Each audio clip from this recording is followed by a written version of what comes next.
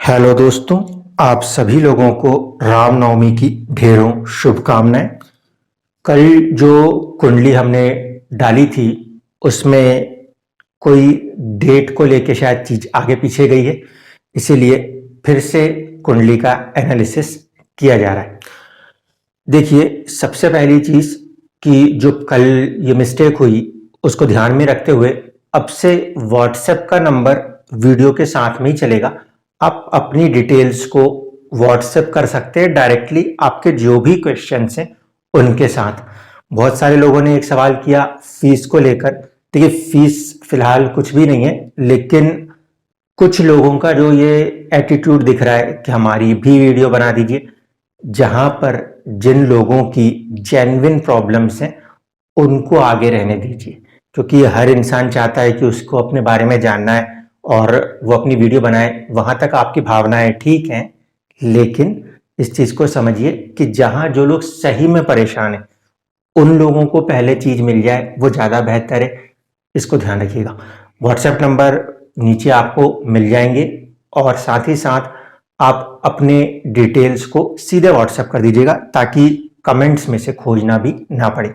चलिए फटाफट से शुरू करते कि इस कुंडली के हिसाब से भी क्या सिचुएशन है। सवाल एक ही था कि प्रोफेशन यानी कि जो बिजनेस है वो या जॉब लॉसेस हो रहे हैं, क्यों हो रहे हैं, दोनों तीनों चीजों को यहां पे भी देखेंगे।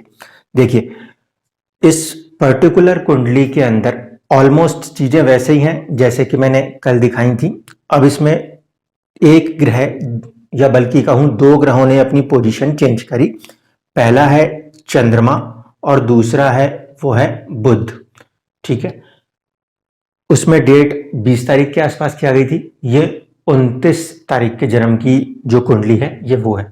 अब देखिए, इस कुंडली में बिल्कुल ही क्लियर इंडिकेशन था, ऊपरी तौर से ही आप देख के बता सकते थे कि यहाँ पे स्थिति किस तरफ जानी चाहिए। रूल्स को ध्यान रखिए। देखिए, सबसे पहला, छठे भाव का स्वामी जहां कहीं भी जाके बैठेगा वो उस एरिया में प्रॉब्लम नेचुरली क्रिएट कर देगा। ये पहली कंडीशन। तो व्यापार वाले भाव में जाके बैठे, ये चीज क्लियर हुई कि व्यापार के अंदर कहीं ना कहीं वो चुनौती लगा देंगे। अब इसी चीज को पुष्टि जो है वो कौन करेगा, वो करेगा नवमांश, क्योंकि नवमांश में शुक्र आपका फिर से यहीं आके वर्गोत्तम हो गए। ठीक है, इस कुंडली के अंदर तीन ग्रह वर्गोत्तम हुए थे, एक चंद्रमा, दूसरा शुक्र और तीसरे बुध। तीन तीन ग्रह वर्गोत्तम। वर्गोत्तम का मतलब है कि वो ग्रह जिस भी चीज को करने पे आए उससे पूरी तरीके से करके ही जाए। ठीक है, तो यहां पे आप देखो, आपने अब जो दशा ली है, जो ड्यूरेशन दिया है जनवरी 2019 के आसपास का, उस समय आपके ऊपर जो दशा अंतरदशा रही वो रही है चंद्रमा की महादशा में राहु का अंतर, और प्रत्यंतर में भी आखिरी आखिरी के समय में जहां आपने जनवरी बोला है वहां पे चंद्रमा ही देखने को मिले। चंद्रमा में राहु और फिर चंद्रमा। अब इस चीज में भी देख लीजिए, रूल नंबर 2, जब कभी भी किसी कुंडली में राहु अष्टम भाव में बैठता है तो वो कहीं ना कहीं पतन करने का प्रयास जरूर करता है। ठीक है, तो यहां भी यही चीज हो रही थी।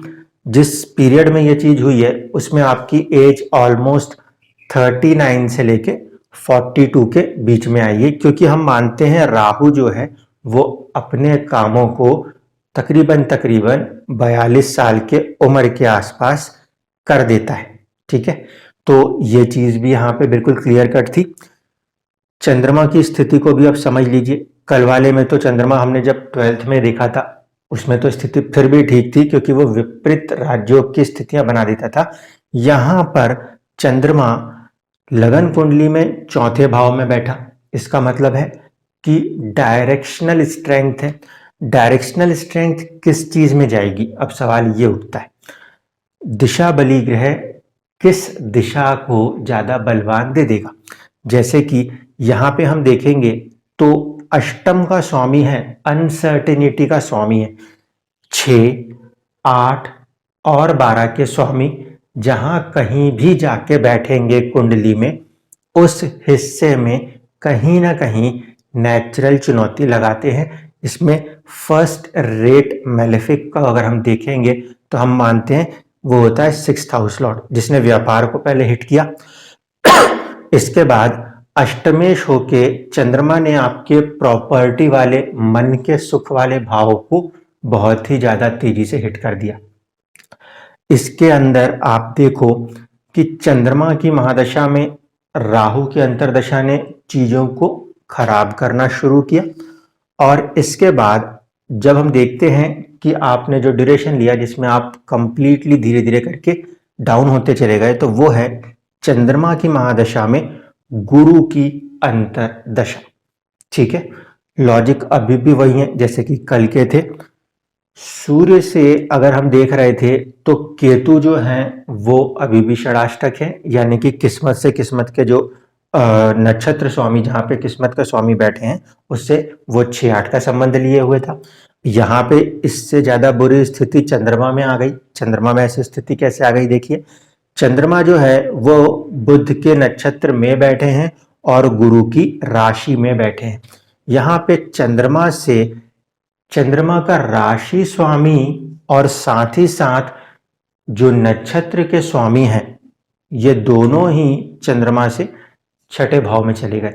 6-8 का संबंध, जब कभी भी किसी भी ग्रह की ऐसी पोजीशन बनती है जहां पे उसका नक्षत्र स्वामी 6-8 की सिचुएशन बना रहा है, वहां पे वो दशा चुनौतियां देती ही देती है। तो यहां पर भी ये चीज बहुत ही प्रोमिनेंटली देखने को मिली। राहु का फैक्टर ने भी वही काम किया। अष्टम का राहु किसी भी चीज से गिराने का काम जरूर करता है, उसने इस चीज को किया है। इसके बाद की जो दशा है कि भाई ठीक है राहु ने गिराया, आगे की दशा में अभी आप क्यों नहीं रिकवर कर पाए, क्योंकि अभी आप जो गुरु की दशा में चले वो भी, और कहीं ना कहीं अभी आप शायद बुध की दशा में ही चल रहे हो, ये भी, ये दोनों ही चंद्रमा से कहीं ना कहीं षडाष्टक होके चल रहे।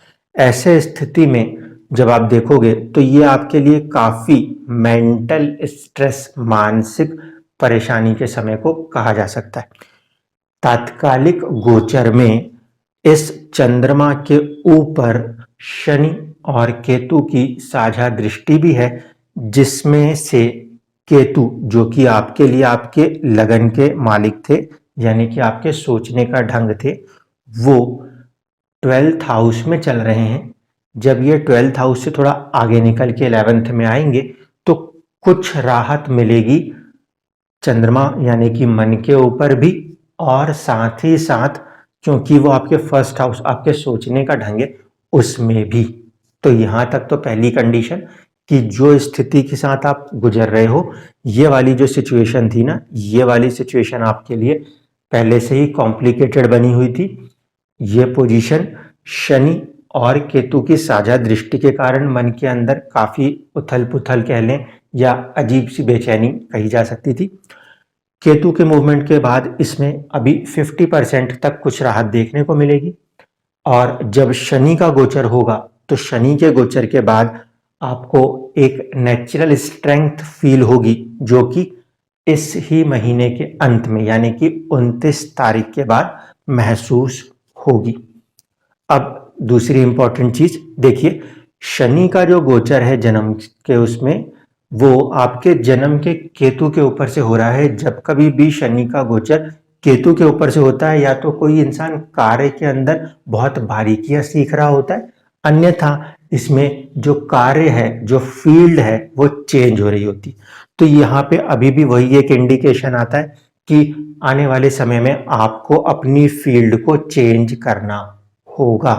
ठीक है, अब जो नवमांश में कुछ कॉम्बिनेशंस बदले हैं उसको भी फटाफट से देख लीजिए। देखिए, राहु और शनि की युति कायम है जो कि तृतीय भाव में थी, इसलिए आपके अंदर करेज की कमी तो नहीं होने देगा। किस्मत से ये कॉम्बिनेशन करेज को तो बढ़ाए रखेगा, लेकिन ध्यान से देख लीजिए, ये कॉम्बिनेशन शनि और राहु का है। ऐसे में राहु जो है वो कई बार भ्रम की स्थिति, मायाजाल जैसी स्थिति बनाते हैं, जिस कारण से हम गलत फैसले अपने ऊपर विश्वास रख के कर लिया करते हैं। तो इससे आपको जरूर बचना होगा, पहली कंडीशन। दूसरी चीज जो ध्यान रखने की है वो ये कि गुरु और मंगल की इस कुंडली में युति है। ये वाले फॉर्मेशन को बहुत ही अच्छे से समझ लीजिए, क्योंकि देखिए एक्चुअल लगन कुंडली में जो फर्स्ट हाउस है और साथ ही साथ आपका फोर्थ हाउस है, उसका स्वामी होकर गुरु मंगल के साथ, जो कि पंचम और द्वादश 12th हाउस के लॉर्ड है, उनके साथ कनेक्ट हुए हैं। नवमांश में जो युति होती है वो ज्यादा प्रबल हो जाया करती है, क्योंकि लगन कुंडली का 1/9 डिवीजन होता है। तो यहाँ पे ये युति और साथ ही साथ जो आपके लग्नेश हो रहे थे, यानी आपके सोचने का ढंग हो रहे थे, सबकॉन्शियस माइंड हो रहे थे, केतु, वो भी कहीं ना कहीं आपके नवम में मौजूद है। तो अपने बर्थ प्लेस को छोड़ने के बाद आपको किसी चीज में इन्वॉल्व होना चाहिए। बर्थ प्लेस छोड़ने से मतलब यह है कि आप जहां रह रहे हो उस एनवायरनमेंट, उस कल्चर से दूर हटके भारत के अंदर ही कहीं और सेटल हो सकते हैं। वहां पे जाके आप अपने कार्य को बढ़ाएंगे तो कार्य बढ़ेगा। अब फिर से वही चीज कि जॉब या बिजनेस, इस कुंडली में भी चीज वही है कि जॉब ज्यादा फ्रूटफुल रहेगी रेदर देन बिजनेस। कारण क्या है? देखिए पहला वाला रूल वही कि छठे का स्वामी 7th में बैठा हुआ है, परेशानी लगाएगा, वो एक चीज बनी हुई है। और वही चीज आपके कुंडली में नवमांश से भी बनी हुई है। दूसरी चीज आपको ये लग सकता है कि आपके जो 7th का लॉर्ड है वो किस्मत में जाके बैठे हुए हैं, दोनों ही कंडीशन में, लगन कुंडली में भी और नवमांश की कुंडली में भी। ये बात तो सही है कि सप्तमेश जो है वो किस्मत में जाके बैठे, लेकिन फिर से सिचुएशन वही। देखिए किस्मत का जो स्वामी है वो कहीं ना कहीं इस कुंडली के अंदर, पहले जहां हम छठे से देख रहे थे, अब वो 8वें में आया, यानी कि ये वो दौर बना देगा, सूर्य यहाँ पर, किस्मत यहाँ पर, जो आपको आध्यात्म की तरफ खोजने में चीजों को मजबूर कर दे। प्लस पॉइंट बस यहाँ पे एक रहेगा कि यहाँ पे जो लगन के साथ सूर्य है तो वहां पे उतना बुरा हालात नहीं क्रिएट करेगा जितने की पिछले वाले वीडियो में जो हम देख रहे थे वहां बन रही थी। लेकिन अष्टम में सूर्य आना और लगन के साथ आना, यहाँ पे हम ये कह सकते हैं कि ये वो कंडीशन बना देगा जैसे कि किसी की जिंदगी कैद हो जाती है। मैंने बहुत पहले की वीडियो में भी कहा था कि जो आपका लगन होता है नवमांश का, उसको हम लगन कुंडली में किस भाव में आया इसको देखते हैं। यहाँ पे आपके नवमांश का जो लगन है वो अष्टम में आ गया है, यानी कि अपने आप में एक ऐसा महसूस हो जैसे कोई कैद सी है। हाँ, ये सपोर्ट करता है किनको? जो रिसर्च वाली चीजें कर रहे हैं, खोज वाली कोई काम आप कर रहे हो, तब यहाँ पे ऐसा नवमांश आपको सपोर्ट करता है। इस सूर्य को, जो कि लगन कुंडली में किस्मत में ही बैठे थे, वो नवमांश में जहां बैठे हैं वहां पे उनके साथ राहु का कनेक्शन आ रहा है। इसका अर्थ भी यही हुआ कि कहीं ना कहीं यहाँ पे किस्मत कमजोर हो रही है। और देखिए जब राहु गिराने आया तो उस समय ही आपकी किस्मत ने भी आपको सपोर्ट नहीं किया है। अब बात करें दशमांश की, और फिर हम चर्चा करेंगे कि हाउस स्ट्रेंथ में क्या कंडीशन बनती है। दशमांश की कुंडली में हम देखें तो सूर्य और मंगल ये दोनों के दोनों एक साथ आए हैं, जो कि फर्स्ट हाउस में आए हैं। ये इस बात को इशारा कर रहे हैं कि कहीं ना कहीं स्टेटस को बनाने के लिए किस्मत आपके साथ आगे तक रहेगी। शनि जो हैं वो 7th हाउस के अंदर आ गए हैं, ठीक है। और जो आपका लगन बना है दशमांश में वो चौथे भाव से बना है, जहां पे गुरु साथ में बैठे हुए हैं। सबसे पहली चीज तो यही कि सोचने का ढंग, जो कि केतु से रिप्रेजेंट होता था, वो अभी भी छठे भाव में बैठा हुआ है। छठे भाव में बैठने के कारण भी दशमांश में कहीं ना कहीं हम कह सकते हैं कि प्रोफेशन का सुख जो है वो आपको कहाँ से ज्यादा मिलेगा? वो मिलेगा आपको जॉब से। इसी चीज की पुष्टि यहाँ पे भी होती है जब हम देख रहे हैं कि आपका जो 7th हाउस है, 7th हाउस में अष्टक वर्ग तो अच्छा गया, ठीक है। आपके छठे भाव का अष्टक वर्ग भी कोई कम नहीं है, 36 पॉइंट लिए हुए, लेकिन भाव बल जो है, भाव बल, उसमें ये सिचुएशन काफी ज्यादा वर्स्ट है, 5.7 है। 7 जो है वो एवरेज होता है, यहाँ पे वो एवरेज से भी काफ़ी नीचे है, जबकि 6th हाउस जो है वो बहुत ही ज़्यादा बलवान हो रहा है, 10 पॉइंट्स लेके जा रहा है। इस कारण से अगर यहाँ पे आप व्यापार करते भी हो तो उसको बचा पाना, सस्टेन कर पाना, ये आपके लिए बहुत बड़ी चुनौती बनेगी। जबकि सर्विस के अंदर आपको चीज़ें आसान तौर पे होती हुई नज़र आएंगी। क्योंकि यहाँ पे हम केतु को देख रहे हैं, तो ऐसे स्थिति में जो यहाँ से 10वां यानी कि आप 5th हाउस से जुड़ी हुई चीज़ें, 5th हाउस से जुड़ी हुई चीज़ें क्या होती है? क्रिएटिविटी वाले कोई कार्य या बच्चों से जुड़े हुए कोई कार्य हैं, उनके ऊपर अगर फोकस करें तो आपको एक ज़्यादा सपोर्ट बनता हुआ दिख सकता है। इस कुंडली के अंदर एक चीज़ और ध्यान रखने वाली है, वो ये कि जो शुक्र हैं वो सबसे ज़्यादा बलवान ग्रह हो गए हैं। शुक्र का सबसे ज़्यादा बलवान होना अच्छा भी है और बुरा भी। अच्छा इस मामले में है कि लाभ भाव का स्वामी होकर शुक्र जो है वो बलवान हुए, लेकिन साथ साथ छठे भाव के स्वामी होकर भी बलवान हो गए। तो छठा भाव रोग रिपु ऋण है, साथ ही साथ सर्विस या जॉब है, और साथ ही साथ इस बात को देखिए कि लाभ भाव 11th हाउस गेन्स है। तो शुक्र जो है वो किसी तरीके की सर्विस से गेन्स को दे वो ज़्यादा फ्रूटफुल है। अगर हमने इस हाउस को सर्विस के तौर पे नहीं यूज़ किया तो फिर ये जो स्ट्रेंथ है ये हमें कहाँ पे लेके जा रही है? पहली चीज़ बीमारी, दूसरी चीज़ जो होगी वो हो सकता है कर्जा, कर्जे को बढ़ाने के काम वो कर सकती है। दशा को आप खुद ही देख रहे हैं, चंद्रमा जो कि अष्टम भाव के स्वामी हैं, ठीक है, अष्टम का स्वामी है, इसका मतलब है कहीं ना कहीं अनसर्टेनिटी लेके आनी है। अनसर्टेनिटी को वो मेंटेन करके रखेंगे अपनी पूरी दशा तक। जो कल वाली कुंडली को हम देख रहे थे वहां पे तो हमें दिखाई दे रहा था कि सूर्य और शनि दोनों ही बराबर थे, यानी कि किस्मत और साथ ही साथ आपका सेविंग्स का हाउस, सेकंड हाउस, दोनों बराबर थे। इसलिए मैंने आपसे कहा था कि आप उसको कंप्लीटली रिकवर कर लोगे। इस कुंडली में यदि हम देखें तो स्ट्रेंथ में सेकंड हाउस जो है शनि वो सेकंड पोजीशन पर है। जॉब से अगर आप आगे आते हो तो भी आप कम से कम उसको मेंटेन और सस्टेन कर पाओगे। किस्मत यहाँ पे फिर थोड़ी सी पीछे गई है, इसीलिए किस्मत के भरोसे यहाँ पे अब नहीं रुका जा सकता। यहाँ पे आपको पहले अपने आप को प्रिपेयर्ड करना पड़ेगा किसी ऐसे कामों के लिए जिसमें कि आप अपने आप को आगे ला सकते हो। शुक्र बलवान हो रहा है, ठीक है, सोचने के ढंग पे केतु की पूरी तरीके से छाप है। तो हम यहाँ पे कह सकते हैं कि वीनस से जुड़े हुए कार्य, जिसमें कि होटल इंडस्ट्री भी आती है, ठीक है, सर्विसेज के अंदर वो सारी चीज़ें हैं जैसे कि फूड सप्लाई सर्विसेज है, ऐसे किसी भी सर्विस सेक्टर के साथ, होटल के कामों के साथ भी जुड़कर आप अपने आप को आगे लेकर आ सकते हो।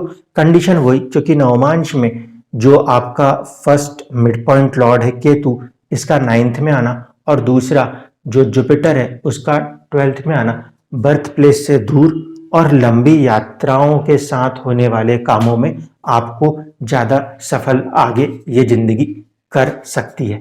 धन्यवाद।